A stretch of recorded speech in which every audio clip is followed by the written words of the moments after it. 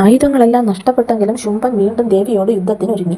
ഇരുവരും അത്ഭുതകരമാമുതം അന്തരീക്ഷത്തിൽ ബാഹുയുദ്ധം ചെയ്തു. ദീർഘനേരത്തിന് ശേഷം ദേവി അംബിക ശുംഭൻ ഉയർത്തിയെടുത്ത് വട്ടം ചുഴറ്റി ഭൂമിയിലേക്ക് എറിഞ്ഞു. ഭൂമിയിൽ പതിച്ച ദുരാത്മാവായ അസുരൻ ചണ്ഡികയെ കൊല്ലണമെന്ന ആഗ്രഹത്താൽ വീണ്ടും തന്റെ മുഷ്ടി ചുരുട്ടിക്കൊണ്ട് ദേവിയുടെ നേർക്കടുത്തു. എന്നാൽ ദേവി തന്നെ എതിരിടാൻ വരുന്ന ദൈത്യരാജാവായ ശുംഭന്റെ വക്ഷസ് തൃശൂലത്താൽ പിളർന്ന് അവനെ ഭൂമിയിൽ പതിപ്പിച്ചു. ദേവിയുടെ തൃശൂലത്താൽ പിളർക്കപ്പെട്ട ആ അസുരൻ ജീവനറ്റ് ഭൂമിയിൽ പതിച്ചു.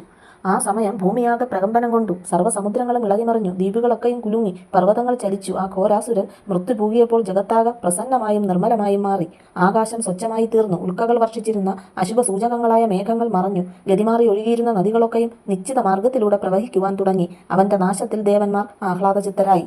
ഗന്ധർവന്മാർ മനോഹരമായി പാടുവാൻ തുടങ്ങി. എങ്ങും വാദ്യഘോഷാദികൾ മുഴങ്ങി.